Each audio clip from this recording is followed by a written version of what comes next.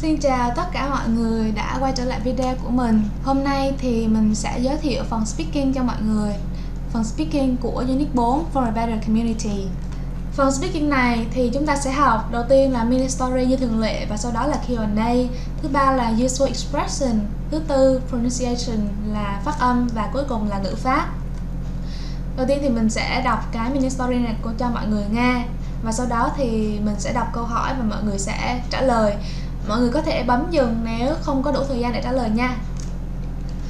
Peter was a generous boy. He used to volunteer at a remote orphanage. Peter and his friends donated toys, books, and other essential items to the children. They played games, read stories, and shared laughter. The children were very happy. At the end of the day, Peter realized that his volunteer work brought happiness to the children and boosted his confidence. Câu hỏi thứ nhất, Peter was a generous boy. Was Peter a generous boy? Yes, he was. He was a generous boy. Was Jay a generous boy? No, Jay wasn't. Peter was a generous boy. What was Peter like? Well, he was generous. Peter was generous. What was Peter's personality? He was generous. Was Peter or Max generous? Peter was generous. He was a generous boy. Was Peter greedy? No, absolutely no. Peter wasn't greedy. He was a generous boy. He used to volunteer at a remote orphanage. Where did he volunteer? At a remote orphanage. He used to volunteer at a remote orphanage. Did he used to volunteer at a hospital? No, he didn't. He didn't used to volunteer at a hospital. He used to volunteer at a remote orphanage. Did Max used to volunteer at a remote orphanage? No, Max didn't. Peter used to volunteer at a remote orphanage, not Max. Not Max. Did Peter volunteer at a remote orphanage? Yes, he did. He used to volunteer at a remote orphanage. Peter and his friends donated toys, books, and other essential items to the children. What did Peter and his friends donate to the children? Well, Peter and his friends donated toys, books, and other essential items to the children. Did Peter and his sister donate toys, books, and other essential items to the children? No, not Peter and his sister. It was Peter and his friends donated toys, books, and other essential items to the children, not Peter and his sister. Did Peter and his friends donate food to the children? No, they didn't. They donated toys, books, and other essential items to the children. Who did Peter and his friend donate to? Well, the children. Peter and his friend donates toys, books, and other essential items to the children. Did Peter and his friend donate toys, books, and the other essential items to the children? Yes, they did. They played games, read stories, and shared laughter. What did they do? Well, they played games, read stories, and shared laughter. Did they cook together? No, they didn't. They didn't cook together. They played games, read stories, and shared laughter. Did they played games, read stories, and share laughter? Well, yes, they did. They played games, read stories, and shared laughter. Who played games, read stories, and shared laughter?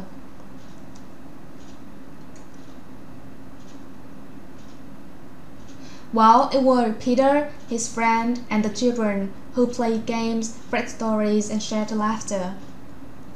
The children were very happy. How were the children? Well, they were very happy. Were the children sad? No, they wasn't sad. They were very happy. Were the children or the teacher happy? The children were happy, not the teacher. Were the children happy? Yes, they were. They were very, very happy.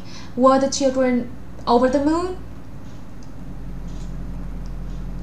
Yes, they were. They were over the moon. Over the moon is another word for happy. At the end of the day, Peter realized that his volunteer work brought happiness to the children and boosted his confidence. When did Peter realize that his volunteer work brought happiness to the children and boosted his confidence? At the end of the day. What did Peter realize? Peter realized that his volunteer work brought happiness to the children and also boosted his confidence. Did Peter realize that his volunteer work brought happiness to the children and boosted his confidence? Yes, of course he did. He did realize that. Did Mary realize that her volunteer work brought happiness to the children? No, she didn't. It was Peter who realized that his volunteer work brought happiness to the children. Did Peter realize that he loved the children? No, he didn't. He didn't realize that he loved the children. He just realized that his volunteer work brought happiness to the children. What did his volunteer work do? Well, his volunteer work brought happiness to the children and boosted his confidence. Did Peter's volunteer work bring money to the children? No, absolutely no. Peter's volunteer work just brought happiness to the children and boosted his confidence. Did Peter's volunteer work bring happiness or money to the children? Well, happiness, not money. Peter's volunteer work brought happiness to the children, not money. Did his volunteer work boost his generosity? No, absolutely no. His volunteer work boosted his confidence, not generosity. So, đó là kết thúc cái phần mini story của chúng ta. Đó là kết thúc cái phần mini story và Q&A của chúng ta. Bây giờ thì mình sẽ chuyển qua phần câu hỏi. Câu hỏi như sau: What are the benefits of volunteering activities? Lợi ích của những công việc tình nguyện là gì? Đầu tiên thì coming into contact with other teenagers with similar interests, là kết nối với những thanh thiếu niên khác mà có chung sở thích. Thì chúng ta sẽ having more friends, là có nhiều bạn hơn. Do đó thì talk to more people, nói chuyện với nhiều người hơn. Và do đó thì chúng ta sẽ become more confident, trở nên tự tin hơn. Thứ hai thì learning from others, là học được từ người khác. Thì do đó chúng ta sẽ discover your strengths and weaknesses, khám phá ra cái điểm yếu và điểm mạnh của bản thân. Và từ đó thì chúng ta sẽ improve yourself, là phát triển bản thân.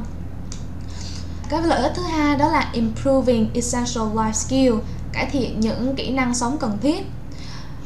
Ví dụ như là time management skills, là chúng ta có thể cải thiện cái kỹ năng quản lý thời gian. Do đó là make plans and manage time effectively, là lập kế hoạch và quản lý thời gian hiệu quả hơn. Và kỹ năng communication skills là kỹ năng giao tiếp. Thì do đó thì chúng ta sẽ work well with others, handle conflicts easily, là làm việc với những người khác tốt hơn, giải quyết mâu thuẫn dễ dàng hơn. Để trả lời cho câu hỏi này thì chúng ta cũng có một vài useful expression như sau. Để liệt kê ý tưởng thì chúng ta có thể sử dụng first of all hoặc là first, second hoặc là third. Và cuối cùng để nói về cái cuối cùng thì chúng ta có thể dùng finally. 3 cách để đưa ra ví dụ. Cách đầu tiên, for example. Cách thứ hai, for instance. Và cách thứ ba là cái gì đó, rồi such as cái gì đó. Ở trước such as là một cái chung chung và sau such as là mình sẽ liệt kê ra cụ thể.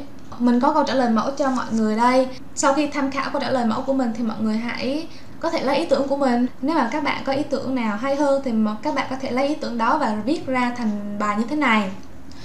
Bây giờ mình sẽ đọc câu trả lời của mình và dịch từng câu cho mọi người hiểu rõ hơn nhé. The advantages of voluntary works are numerous. Lợi ích của những công việc tình nguyện là rất nhiều. Chúng ta có từ advantage là bằng với benefit, đồng nghĩa mọi người là lợi ích. Firstly, it gives us the opportunity to come into contact with other teenagers with similar interests. Đầu tiên thì nó cho chúng ta cơ hội để giao tiếp với những thanh thiếu niên khác mà có cùng sở thích. Like for instance, if we have more friends, we talk to more people and as a result, we become more confident and sociable. Ví dụ như là nếu chúng ta có nhiều bạn hơn thì chúng ta sẽ nói chuyện với nhiều người hơn và do đó thì chúng ta sẽ trở nên tự tin và hòa đồng hơn. Second, doing volunteering activities help us improve essential life skills such as communication and time management skills. Thứ hai, làm những công việc tình nguyện giúp chúng ta cải thiện những kỹ năng sống cần thiết. Ví dụ như kỹ năng giao tiếp và quản lý thời gian. Mình đã dùng such as để liệt kê ra cái ví dụ. Ở trước such as là cái chung là essential life skills và sau such as là mình liệt kê cụ thể ra là có những skills là communication và time management. By having these skills, we will be able to manage time effectively as well as work well with others and handle conflicts easily, which may help you succeed in life. Bằng cách có những kỹ năng đó thì chúng ta có thể quản lý thời gian hiệu quả hơn, cũng như là as well as là cũng như là mình có thể dùng as well as để thay cho and để nó khỏi bị lặp đó mọi người. As well as work well with others, cũng như là làm việc tốt với những người khác và giải quyết mâu thuẫn dễ hơn. Điều này có thể giúp bạn thành công trong cuộc sống. Đó là cái câu trả lời mẫu của mình, mọi người có thể tham khảo nha. Giờ chúng ta sẽ chuyển qua phần ngữ pháp. Ngữ pháp thì mình sẽ học past simple, past continuous với when and why. Đầu tiên chúng ta sẽ sử dụng thì quá khứ đơn và quá khứ tiếp diễn trong một câu để diễn tả hành động đang diễn ra thì hành động khác xen vào. Sử dụng thì past continuous là quá khứ tiếp diễn để diễn tả một hành động dài hơn, và quá khứ đơn để diễn tả một hành động ngắn hơn. Cái hành động mà cắt ngang cái hành động dài á mọi người là hành động xen vào, là chúng ta sẽ sử dụng past simple. Ví dụ như là I was taking a bath when she called. Tôi đang tắm thì cô ấy gọi. Tôi đang tắm là hành động dài, vì vậy mình sẽ sử dụng past continuous. Và cô ấy gọi là cắt ngang cái hành động tắm của tôi, vì vậy chúng ta sẽ sử dụng past simple. Hoặc là while I was taking a bath, she called. Trong khi tôi đang tắm thì cô ấy gọi. Đây là bài tập. Bài A thì mọi người sẽ khoanh vào cái câu mà mọi người cho là đúng, và bài B thì sẽ chia thì đúng cho cái từ ở trong ngoặc nha mọi người.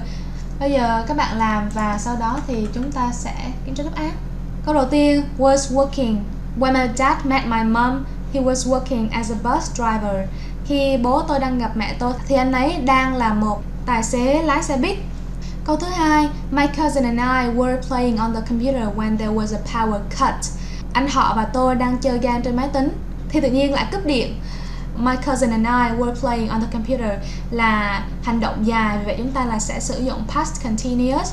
Và a power cut nó cắt ngang cái hành động chơi máy tính của my cousin and I, vì vậy thì chúng ta sẽ sử dụng thì quá khứ đơn. Bài B, câu đầu tiên, where were you going when I saw you on the bus last night? Bạn đang đi đâu khi mà tôi thấy bạn ở trên xe buýt vào tối hôm qua vậy? Bạn đang đi đâu là hành động dài, còn tôi thấy bạn trên xe buýt là hành động ngắn. Câu thứ hai, when you rang last night, I was working in the garden so I didn't hear the phone. Khi mà bạn gọi tối hôm qua thì tôi đang làm việc ở trong vườn, vì vậy tôi không nghe điện thoại. Tôi đang làm việc trong vườn là hành động dài, và hành động bạn gọi điện tối hôm qua là hành động ngắn. Vì vậy hành động dài chúng ta sẽ sử dụng past continuous và hành động ngắn là past simple. Vậy đó là tất cả cái phần speaking của chúng ta. Cảm ơn mọi người đã lắng nghe. Tạm biệt.